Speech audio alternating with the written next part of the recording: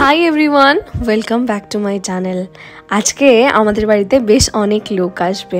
আজকে আমাদের বাড়িতে কাপল একটা পার্টি হবে। অনেক দিন ধরে আমরা প্ল্যান করছিলাম একটা কারুর বাড়িতে গিয়ে একটা পটলাক করব আমরা, মানে সবাই সবার মতো কিছু না কিছু রান্না করে কারুর একটা বাড়িতে বসে খাওয়া দাওয়া করব।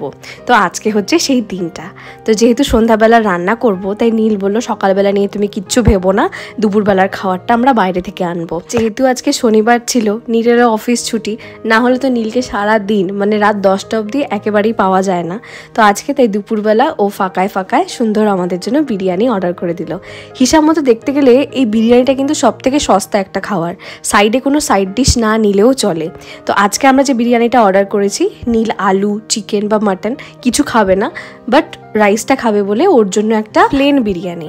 আর দেখতে পাচ্ছ আজকের বিরিয়ানিটা কিন্তু কোনো ব্র্যান্ডেড না, মানে দাদা বৌদি, ডি বাপি, আর্সেনাল বা এসব কোনো জায়গার নয়। একদম পাতি একটা জোম্যাটোর দোকান আমরা খুঁজে পেয়েছিলাম। এই 3টে বিরিয়ানি অফারে দিয়েছিল। 3টে বিরিয়ানির দাম নিয়েছিল অ্যাপ্রক্সিমেটলি 350 টাকা।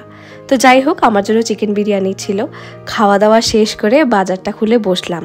আজকে আমি সকালবেলা গিয়েই বাজার করে নিয়ে এসেছি। তো বাজারে আজকে নিয়েছি এই সুইট বেবিকর্নগুলো। আজকে রাতে যে পটলাকটা হবে, সেই পটলাকে আমার ভাগে পড়েছে স্টার্টারের ক্রিসপি চিলি বেবিকর্ন। 1 কেজি 900 গ্রাম মতো আমি ক্রিসপি চিলি বেবিকর্ন, সাদা তেল, সোয়া সস, তিল আর বেশ কিছু ডিম কিনে এনেছি, এবং তার সাথে কর্নফ্লাওয়ারও এনেছি। বাড়িতে কোনো অনুষ্ঠান থাকলে বা খাওয়া দাওয়ার এক্সট্রা বানাতে হলে আমি সেই সময় মাসের বাজারে যা যা জিনিস আনা হয় সেগুলোতে সাধারণত হাত দিই না, কারণ সেগুলো তো মাপ অনুযায়ী থাকে। মাসের 30টা দিন কাটানোর মতোই আমি মাসের বাজার করি। ভালো মন্দ কিছু খেতে হলে সেই সময় আমি আলাদা বাজার করে পার্টিকুলার ওই খাবারগুলোর জন্যই জিনিস নিয়ে আসি। এতে আমার মাসের বাজারের হিসাবটা একদমই গুলিয়ে যায় না। আজকে বাড়িতে 4টে লোক আসবে, তো ঘরদোর পরিষ্কার রাখাটা তো দায়িত্ব বলো আমাদের। তাই জন্য এই সময় না 11 কম্প্রেসড এই এয়ার ডাস্টারটা আমাদের খুব সাহায্য করলো। এটা দেখতে পুরো হেয়ার ড্রায়ারের মতো না, আমারও প্রথমে দেখে এরকমই লেগেছিল, কিন্তু এর সাথে বেশ কিছু অ্যাটাচমেন্ট আসে। এটা পুরো পোর্টেবল আর লাইট ওয়েটও, 100% কপার মোটর, আর এখানে 2টো স্পিডের সেটিংসও আছে, আর 1 বছরের ওয়ারেন্টি তো তোমরা পাচ্ছই। এটা হচ্ছে ফার্স্ট তোমার অ্যাটাচমেন্টটা লাগিয়েছি। এটা 500 ওয়াট পাওয়ার পায় কপার মোটর থেকে, আর 48,000 RPM আছে এর মধ্যে, যাতে 18 kPa ব্লোয়ার স্পিড পেতে পারে। একটা স্পিড টেস্ট দেখাচ্ছি, এই দেখো যে পরিমাণ উঠছে না, তুমি ভাবতে পারবে না। এটা মানে একদম লোয়ের স্পিডের মাত্রাতে আমরা কিন্তু করছি। যে স্পঞ্জটা আছে এটা ইজিলি রিমুভেবল, আর দুটো এক্সট্রা স্পঞ্জও আসে, সেটা তুমি ইজিলি আবার রিপ্লেস করে লাগিয়েও দিতে পারবে, কোনো অসুবিধা হবে না। এটা কতটা কি পরিষ্কার করতে পারে সেটার একটা টেস্ট নিয়ে নিই। এই কিবোর্ডটায় মাঝে কয়েকদিন বাড়িতে ছিলাম না বলে জম্পেস ধুলো জমেছে, আর তার সাথে গ্লুয়েল লোম। তো এটাকেই আমি দেখবো ওই সরু নজলটা দিয়ে একবার পরিষ্কার করে। এত স্পিড, 2 মিনিট, এবারে 2 সেকেন্ডে এটা পুরোপুরি পরিষ্কার হয়ে যায়, আর এত ভালো পরিষ্কার হয় তোমার কোনো চিন্তাই নেই, ধুলোর কোনো একটা রেসিডিও থাকবে না। যে জায়গায় মনে হচ্ছে যে ধুলো বা লোম এখনো আটকে আছে, সেই জায়গাতে এই মানে সেকেন্ড অ্যাটাচমেন্টটা দিয়ে অ্যাটাচ করে ভালো করে ব্রাশের মধ্যে দিয়ে ক্লিন করে, এবং তার সাথে যে তোমার ব্লোটা আছে সেইটার দ্বারা সুন্দর মতো তোমার কিবোর্ডটা কিন্তু একদম আগের মতো পরিষ্কার হয়ে যাবে। দেখো, যেহেতু আজকে বাড়িতে লোক আসবে, তাই জন্য সোফাটাতেই মেনলি বসবে, তাই সোফাটার কোনায় কোনায় যেহেতু গ্লু আছে আমাদের বাড়িতে, ওর লোম টোম থাকে, সেগুলোকে ক্লিয়ার করার জন্য এরকমই একটা এয়ার ডাস্টারের দরকার ছিল, একদম কোনাকাঞ্চির লোমগুলোকেও পরিষ্কার করে আনে। আর এই থার্ড অ্যাটাচমেন্টটা দিয়ে তুমি ভালো করে বেলুনও ফোলাতে পারবে, কোনো অসুবিধা হবে না। এর সাথে তো ওয়ারেন্টি কার্ড আসেই। আমি তোমাদের কিন্তু এটার জন্য ডিসক্রিপশনে লিঙ্কও দিয়ে দিয়েছি, চেক করো। খাওয়া দাওয়া হয়ে যাওয়ার পর নীলকে বললাম তুমি আমাকে একটু সাহায্য করবে। ও বললো যে হ্যাঁ, আমি যেটুকুনি পারবো সেইটুকুনি সাহায্য করে দেবো। যদিও নীল রান্না করতে পারে, কিন্তু কোনো অনুষ্ঠানে কোনো গেস্ট আসবে জানলে আমি নীলের থেকে বেশি নিজে রান্না করতেই পছন্দ করি। এটা আমার নিজের মনেও শান্তি থাকে যে হ্যাঁ, খাবারটা খুব একটা খারাপ হবে না বা এক্সপেরিমেন্টে যাবে না খাবারটা। আজকে টোটাল 11 জন আমরা খাবার খাবো, তাই জন্য আমার প্রথমে ভয় লাগছিল যে 800 থেকে 900 গ্রাম যে প্যাকেটটায় আছে এই বেবিকর্নটা, এই একটা প্যাকেট নিলে হবে কি না। তাই জন্য 1 কেজির আরেকটা প্যাকেটও ছিল মাসির কাছে, তাই ওই প্যাকেটটাও আমি কিনে নিয়েছি। এই প্যাকেটগুলো বেশি দাম লাগে না, 80 টাকা করে মোটামুটি এক একটা প্যাকেট তোমরা পেয়ে যাবে। আমি আমার লোকাল বাজার থেকেই কিনেছি, যেহেতু আমি খড়দায় থাকি তাই রহরা বাজার থেকে কিনেছি। তোমরাও যে কোনো নর্মাল মানে কাঁচা বাজারে পেয়ে যাবে, আর যদি না পাও তাহলে তো ব্লিঙ্কিট আছেই। নীলকে আমি দেখিয়ে দিচ্ছি কিরকম শেপে আমি আজকে বেবিকর্নগুলো চাইছি। ও প্রথমে বলছিল গোল গোল করে কাটবে কিনা, আমি বললাম একটু কর্নার করে কাটো, দেখতে খুব সুন্দর লাগে।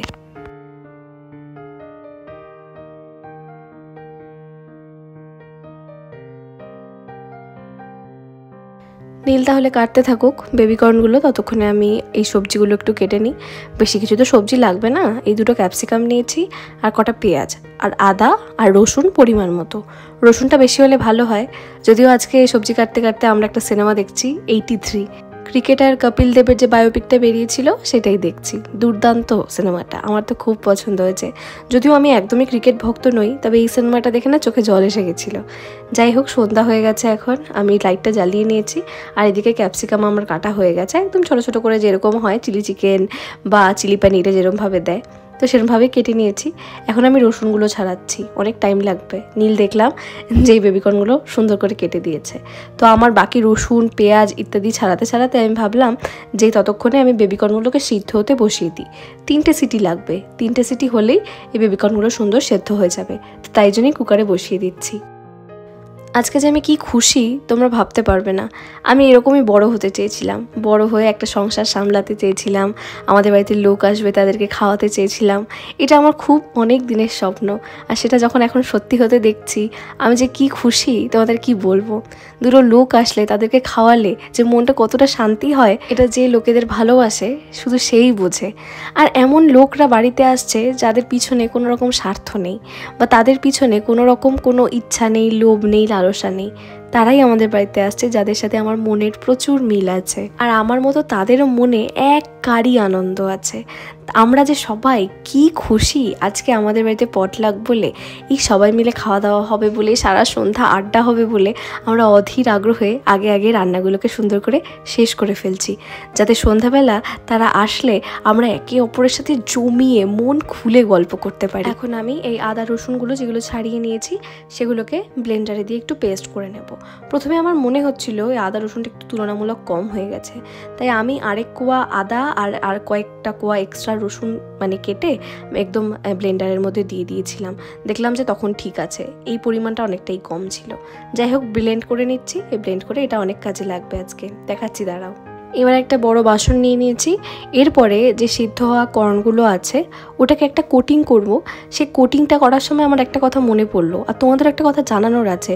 আমার দিদি না রিসেন্টলি এই ধরো 2-3 মাস ধরে, ধরো জানুয়ারি থেকেই একদম পুরো ভেজিটেরিয়ান হয়ে গেছে। ও মাছ মাংস ডিম বাড়িতে থাকলে পেঁয়াজ রসুনও খায় না। তো আজকে তো আমাকে একটু পেঁয়াজ দিতেই হবে, রসুন তো দিতেই হবে, যেহেতু ক্রিসপি চিলি বেবিকর্ন। বাট ওই যে ডিমগুলো এনেছিলাম ওইগুলো বাদ দিয়ে করতে হলো এই কোটিংটা। আর এটা যদি না করতাম তাহলে দিদি আজকে স্টার্টারটা খেতে পেত না। তো অবভিয়াসলি দিদির কথা মাথায় রেখে, আর এখানে যেহেতু ডিমটা অপশনাল, তাই জন্য আমি ডিমটা ছাড়াও এই কোটিংটা করে নিতে পারবো বলে রেখেছি। কর্নফ্লাওয়ার, গোলমরিচ, হলুদ গুঁড়ো, লঙ্কা গুঁড়ো আর একটু নুন দিয়ে চামচ দিয়ে এই মিক্সচারটাকে আমি ড্রাই মিক্স করে নিচ্ছি। আর হ্যাঁ, অতি অবশ্যই আমি এর মধ্যে একটু আদা রসুন পেস্টটা যেটা করেছিলাম তার মধ্যে স্লাইট একটু দিয়ে নেব। তাতে কি হবে, কর্নগুলো যে সিদ্ধ হয়েছে তার উপর যে এই কোটিংটা হবে, তাহলে এই কর্নগুলোতেও যদি আলাদা কামড় পড়ে তাহলে একটা ভালো ফ্লেভার পাবে। That's it. আর যদি জিজ্ঞাসা করো দিদি কেন এত ভেজিটেরিয়ান হয়ে গেল, দিদি আর কি একটু স্পিরিচুয়ালভাবেই ভেজিটেরিয়ান হয়েছে, অন্য কোনো কারণ না। স্পিরিচুয়ালিটি দিদির একমাত্র কারণ ভেজিটেরিয়ান হওয়ার। ও ইউটিউবে প্রচুর প্রেমানন্দজির ভিডিও দেখে এবং তাকে দেখে প্রচণ্ড ইন্সপায়ার্ড দিদিভাই, তাই জন্য প্রেমানন্দজিকে আর কি ভক্তি করে ও ভেজিটেরিয়ান হয়েছে। এবং ওকে অবভিয়াসলি কারোর কিচ্ছু বলার নেই, বিকজ যেটা ওর মন টানে ও যেন সেটাই করে, সবাই আমরা সেটাই চাই, ও সেটাই করছে। যাই হোক, 3খানা সিটি দেওয়া হয়ে গেছে কর্নগুলোতে। এবার কর্নগুলোকে আমি নামিয়ে নিয়েছি এবং প্রত্যেকটা কর্ন এই যে ড্রাই মিক্সটার সাথে মিক্স করছি, এতে কিন্তু আমি কোনো জল দিইনি। ওই কর্নের গায়ে সেদ্ধ হওয়ার পর যেটুকুনি জল মাখা ছিল সেইটুকুনিতেই কিন্তু এই কোটিংটাকে কর্নগুলো ধরে নিচ্ছে। বিয়ের পর আমি এটা লক্ষ্য করেছি, যত তোমার রান্না করার ইন্টারেস্ট বাড়বে তত তুমি নিজে থেকে বিভিন্ন রকমভাবে রান্না করতে পারবে, নতুন নতুন নিয়ম বার করে রান্না করতে পারবে। আর দেখবে রান্নাগুলো নতুনভাবে করার পর তোমার বরকে যখন তুমি খাওয়াবে, সে যখন তোমাকে অ্যাপ্রিসিয়েট করবে, ব্যাপারটা কিন্তু বেশ মাখো মাখো ব্যাপার হয়। আর হ্যাঁ, আমরা তো সবাই জানি যে ফুড ইজ দ্য কি অফ হার্ট, তো ওটা একটা আমি ইউজ করি বলতে পারো। করে নেওয়ার পর এই বেবিকর্নগুলোকে এবার ভাজতে দিলাম। তার জন্য একটু কড়াইতে তেল দিয়ে নর্মালি এই কর্নগুলোকে ভালো করে যতক্ষণ না একটু হালকা ব্রাউন হয় ততক্ষণ ভেজে নেব। ভাজা হয়ে যাওয়ার পর কর্নগুলোকে যে পাত্রে তুলে রাখবো সেখানে আমি একটা জাস্ট টিস্যু পেপার দিয়ে দিলাম যাতে অয়েলটা সোক করে নেয়। মেনলি গোল্ডেন ব্রাউন করে একটু ভেজে নেব। বাট এই ভাজতেই অনেকটা টাইম লেগে যায়, ব্যাচে ব্যাচে ভাজতে হয়, তো বেশ অনেকটা ভেজেওছি, এখন অনেকটা বাকি। যাই হোক, অনেকক্ষণ লেগেছে আমার এই কর্নগুলো ভাজতে। তো লাস্ট এই লোহার কড়াইতে এবার আমি সসটা তৈরি করব। তার জন্য অল্প খানিকটাই তেল দিয়ে নিলাম, বেশি তেল দিইনি কারণ কি এই কর্নগুলো তো অনেকটা তেল দিয়ে ভেজেছি, এবার মানে বেশি তেল দিলে না ব্যাপারটা খুব অয়েলি হয়ে যাবে।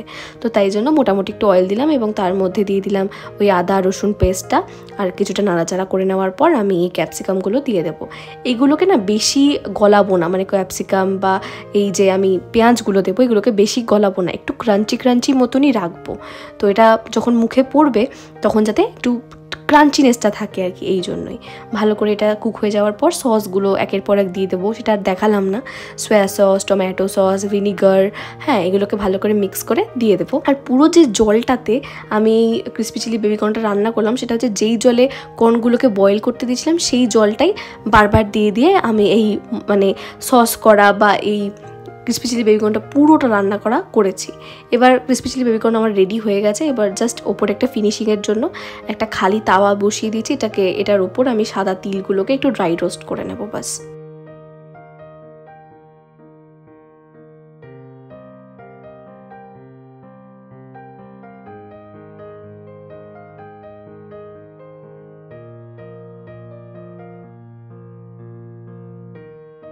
রান্না আমার পুরোপুরি শেষ। তো উপর দিয়ে আমি গার্নিশিংয়ের জন্য একটু সাদা তিল রোস্ট করে দিয়ে দিলাম। এই ব্যাপারটা আমি কেন করি বলো তো, মানে খাবারটা খেতে যতই ভালো হোক মানে দেখনদারিটাও আছে, কিন্তু তুমি কেমনভাবে খাবারটাকে প্রেজেন্ট করছো সেটাও ম্যাটার করে। মানে পেহলে দর্শনদারি ফির গুণবিচারি না, আমার দর্শনদারি গুণবিচারি অ্যাট দ্য সেম টাইম। রান্নাবান্না হয়ে গেছে, ঘরগুলোও আমি সুন্দর করে পরিপাটি করে রেখে দিয়েছি, আর টেবিলটার উপর যে টেবিলটায় খাবারটা রেখেছি সেখানে সুন্দর করে খাবারটাও সাজিয়ে রেখেছি। ঘরটাকেও একদম ছিমছাম করে রাখলাম যতটুকুনি আমি পেরেছি। আমাদের তো সাউথ ওপেন ফ্ল্যাট, প্রচণ্ড হাওয়া দেয় সন্ধ্যাবেলার দিকটায়, যেদিন হাওয়া থাকে বাইরে সেদিন হু হু করে হাওয়া দেয় আর কি। তো সমস্ত দরজা জানলা খুলে রেখে লাইটগুলোকে ওয়ার্ম লাইটে জ্বালিয়ে দিয়ে একদম আমি ঘরগুলোকে আরও সুগন্ধিত করার জন্য, কারণ রান্নার তো একটা স্মেল থাকে, ওটাকে আরও সুগন্ধিত করার জন্য ওই ভ্যালেন্টাইন্স ডেতে নীলা আমাকে যে মানে ধূপের কোণগুলো দিয়েছিল ওগুলোকে সারা ঘরে জ্বালিয়ে দিয়েছি, একটা বসার ঘরে, একটা ঠাকুর ঘরে, আর একটা আমাদের বেডরুমে। এবার একটু মুখ টুক ধুয়ে চুলটুলে একটু জল দিয়ে একটু গা হাত পায়েও জল দিয়ে একটু ফ্রেশ হয়ে নিয়েছি, একটা জামাও পরেছি। আজকে যারা আমাদের বাড়িতে আসবে তারা কিন্তু দূরের কোনো মানুষ নয়, আমাদের ফ্ল্যাটেই থাকে। মোটামুটি আমার দিদির বয়সী বা নীলের বয়সী বা দিদির থেকে একটু বড় এরকম। আমি করেছি ক্রিসপি চিলি বেবিকর্ন, তনুশ্রী দি করেছে চিলি চিকেন আর আলুর দমটা দিদি যেহেতু নিরামিষ খায় তাই। সাগরিকা দি করেছে লেমন পেপার চিকেন, আর দিদি ভাই করেছে সবার জন্য ফ্রাইড রাইস। সবার খাবারগুলো কেমন দেখতে লাগছে অবশ্যই জানিও কিন্তু তোমরা। এবার ক্রিসপি চিলি বেবিকর্নের সাথে সবার তো একটু চা লাগে বলো, একদম আদা দিয়ে সবাইকে আমি চা করে দিচ্ছি। তাই আমি যে কি খুশি, কি পরিমাণ খুশি তোমরা জাস্ট ভাবতে পারবে না। আমার মনে হচ্ছে আমার স্বপ্ন সত্যি হচ্ছে, এই যে বাড়িতে লোক আসছে আমি তাদের বেড়ে খাওয়াচ্ছি, এর মতো খুশি মনে হয় আর আমার মতো আর কেউ নয়।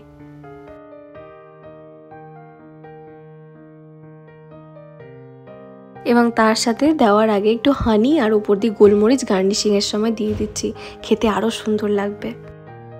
যদিও সবাই খেয়ে বেশ ভালোই হয়েছে খেতে বলেছিল, আমিও খুব খুশি হয়েছিলাম, এবং সবাই যা যা খাবার এনেছিল সেটাও দুর্দান্ত হয়েছে। আর গল্প রাত 2টো অবধি করেছি আমরা, সন্ধ্যা 7:30 পৌনে 8টা এসছিল সবাই, রাত 2টোয় বাড়ি গেছে। ভাবতে পারছো কত একে অপরের সাথে আমরা অ্যাটাচ। ভগবান করুক আমাদের এই বন্ডিংটাতে যেন কারোর কোনোদিন নজর না লাগে। রাত্রিবেলা সাগরিকা দি অ্যাজ আ সারপ্রাইজ আমাদের জন্য আইসক্রিম নিয়ে এসেছিল। চলো তাহলে ভিডিওটা আজকে এখানেই শেষ করি, তোমাদের সাথে দেখা হবে আমাদের নতুন একটা ব্লগে। ততদিন তোমরা সবাই ভালো থেকো, সুস্থ থেকো, আমার চ্যানেলের সাথে থেকো, ভিডিওটাকে একটা লাইক করে দিও। ওকে, বাই।